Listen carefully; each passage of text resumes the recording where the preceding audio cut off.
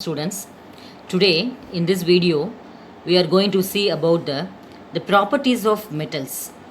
So far we saw about the types of separation or the concentration of an ore.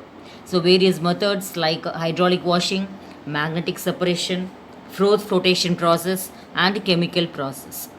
So before today first topic we are going to see is occurrence of ore in Tamil Nadu. So in Tamil Nadu region, where are the important ores? Where are the ores which are occurred in the Tamil Nadu state? So main compounds like limestone, that is calcium carbonate. So mainly found in Coimbatore, Kadalur and Dindigul. Next, gypsum. Gypsum, nothing but it is a magnesium sulfate, that is magnesium metal, MgSO4 dot 7H2O. There is gypsum salt, mostly found in Trichy and Coimbatore districts. Then titanium minerals found in Kanyakumari, Tirunelveli and Tuticorin, because for titanium mostly found in sandy soil, that is beach soil. So Kanyakumari district, Tirunelveli as well as Tuticorin, the titanium minerals are found. Then chromite, Cr2O3, chromite ore, Coimbatore and Salem district. Then magnetite, nothing but iron ore, iron, that is Fe, Dharmaburi, Erode, Salem and Tiruvannamalai. Then tungsten, that is W, which is found in the as a filament in the electrical bulb. So it is a high temperature capacity, it is high melting point. So that tungsten metal is the hardest metal and found in the Madurai and Dindigul. So these are the important occurrence of ores in Tamil Nadu. Next, properties of metals. So in properties means both physical and chemical properties. First we are going to see about physical properties of metals. So physical state, we know all metals are solids at room temperature except mercury and gallium. See, all the metals, copper, zinc, aluminium, gold, etc., these are all solid in state except mercury. So mercury is a liquid metal and gallium also a liquid metal. That means if we take the gallium metal in our hand, so it automatically starts to melt, because at 27 degrees Celsius itself it starts to melt. So it is the lowest melting point. Then mercury and gallium is a liquid metal and other metals are all solid in state. Lustre means a shining property. All metals possess a high lustre, that is called as metallic lustre, nothing but shining property. Then hardness. Most of the metals are hard and strong except sodium and potassium, which can be cut with a knife, because all metals are hard in nature except the sodium and potassium, because they are the lightest metal. They can be easily, they are soft metals also. When they are cut with a knife, it can be easily cut. Then melting and boiling point. Usually all metals are hard in nature, so it possesses high melting and boiling point. That means more amount of temperature is needed to melt the metal, as well as after melting it starts to boil, means it need more temperature.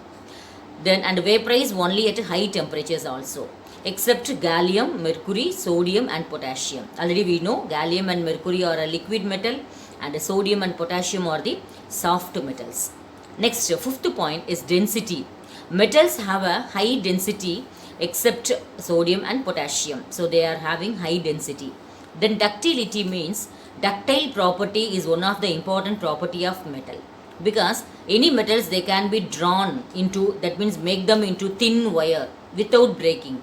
That means when we compare all the metals, one thing I want to say, gold is the most malleable and ductile metal, because 1 gram gold, imagine 1 gram gold can be stretched to up to 2 kilometers. So far it is a ductile property. That means we can make them into thin wire. So thin wires means that property we call it as a ductility. Then malleability, they can make them into sheets. They can beaten into sheets without cracking. That is property is called as malleability. Make them to thin wire means ductility. Make them to thin sheet means malleability. Then conduction of heat and electricity. Metals are good conductors of heat and electricity. Silver and copper excel in this property. That means exception tungsten also. So silver, copper It also a good conductor of heat, and excel means very excellent in conducting. That's it. That is, it is given. So among the metals, which one is having a high electricity capacity, conducting capacity, means it is answer is silver. So silver and copper is excel in this property, means what? Excel means it is a very excellent good conductor. Exception is tungsten. The next is solubility. Usually metals, they do not dissolve in liquid solvents. When metals do not dissolve in liquid solvent, but we can melt them to liquid state, molten state, and then we can make them into dissolve with the any solvents. So these are the 9 properties of metal.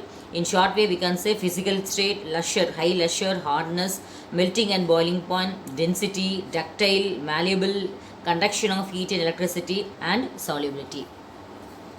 Next, we are going to see about the chemical properties of metal. So in chemical properties, the valence electrons, atoms of metals usually have 1, 2 or 3 electrons in their outermost shell. That means the valence, mostly all the metals, valence electrons means the electrons which is present at the outermost shell should contain 1, 2 or 3.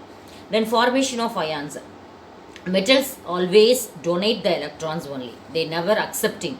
So it can easily form positive ion. We know cations. All cations means what?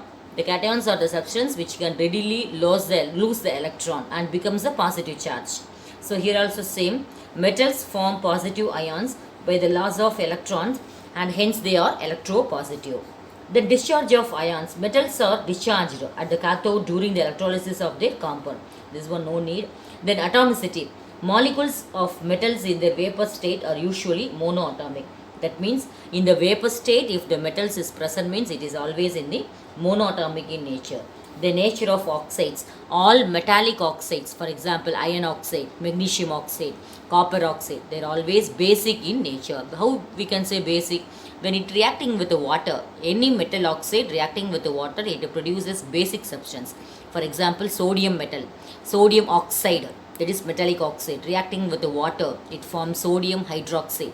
So it is a, so therefore it is called as an oxides of metal are usually basic in nature. Now comes to very important topic, that is extractive metallurgy of aluminium. So in this chapter we are going to see the metallurgy topic for 3 metals, namely aluminium, copper and iron. Today we are going to see only about aluminium. So very important question. So listen carefully. Aluminium is a metal found most abundantly in earth crust. Since it is a reactive metal, when compared with other metal, aluminium is more reactive metal. It occurs in the combined state. The important ores of aluminium, very important question. What are the ores of aluminium? Bauxite, cryolite, corundum. Bauxite formula Al2O3.2H2O and cryolite Na3AlF6, corundum Al2O3. So among these 3, in all the 3 ores of ore, aluminium is present. But the maximum amount of aluminium is obtained from bauxite ore. Hence bauxite is the chief ore of aluminium. The extraction of aluminium from bauxite involves, there are 2 steps. So the first step is, see in bauxite the formula itself is Al2O3.2H2O. So the first step is a Bayes process, and the second step is called as a Hall's electrolytic reduction process. So now we are going to see about the Bayes process. That means Bayer is a scientist who converted the bauxite into alumina. First point is bauxite now changes into alumina as the Al2O3. Second step, Hall. Hall is a scientist who proposed that conversion, who separated the alumina to aluminium, pure aluminium. So first we are going to see Bayes process. The bauxite ore is finely ground and heated under pressure, and a solution of concentrated caustic soda at 150 degrees Celsius to obtain sodium metaluminate. Here for that equation is not given, just to only learn the theory. That means bauxite ore first finely ground, that means make them into powder, and heated under pressure and treated with concentrated caustic soda is nothing but sodium hydroxide, that is NaOH, at 150 degrees Celsius to obtain sodium metaluminate. When sodium metaluminate with the water diluted with the water a precipitate of aluminium hydroxide, that is AlOH thrice. Aluminium hydroxide is obtained. That precipitate is filtered, then washed, dried, and ignited. That means unheated at 1000 degrees Celsius, we get alumina. So this is the process. That means first the bauxite ore is grounded, that is make them into finely powder, then treated with the caustic soda, that is sodium hydroxide. First it forms sodium metaaluminate. That sodium metaaluminate, that is NaAlO2, its formula, but no need to learn. That is sodium metaaluminate, then diluted with the, that is mixing with the water, forms aluminium hydroxide. That formed aluminium hydroxide, then it is a precipitator. So it is first filtered, washed, dried, and then heated to 1000 degrees Celsius. Now we get alumina. That formula is Al2O3. Then second process is Hall's process. Now we have to take aluminium is produced by the electrolytic reduction of fused alumina, that is Al2O3, in electrolytic cell. So in next picture I will show that there is an electrolytic cell. In that it is lined with the graphite, and we have to insert the graphite rods. Then we are taking the cathode as an ion tank lined with the graphite. That means cathode charge is negative charge. So the ion tank which is lined with graphite. Anode means a bunch of graphite rod. So a bunch of graphite rod we have to insert them and acting as an anode. And we have to take electrolytic solution. So pure alumina, molten cryolite, and fluorspar. So these three substances we have to take as electrolyte. Then temperature we have to maintain this 900 to 950 degrees Celsius. So in Hall's process, first we have to know cathode, anode, and the electrolyte. So very three important one. Cathode charge is negative charge, anode charge is a positive charge, and the electrolyte, there are three substances. One is pure alumina, which is obtained from Bayes process, then molten cryolite, and the fluorspar. In the Hall's electrolytic process, the temperature maintained is 900 to 950 degrees Celsius, and the voltage used is, that is passage of current is 5 to 6 volt. The overall reaction is now carrying out Al2O3, which gives Al plus O2. That means the molten aluminium from the alumina fully melted, and it is removed as a pure aluminium through the outlet way. And the remaining oxygen is there now. So that oxygen is combined with the carbon rod, that is C plus O2. Now we get a, and it burns to produce a carbon dioxide.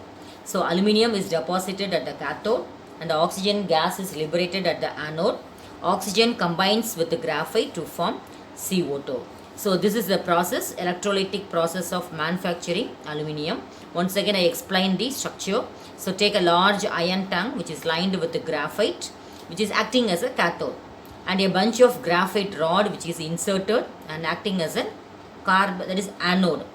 Electrolytic solution is three substance. One is pure alumina, second one is cryolite, and third one is a fluorspar. Fluorspar is nothing but calcium fluoride, CaF2.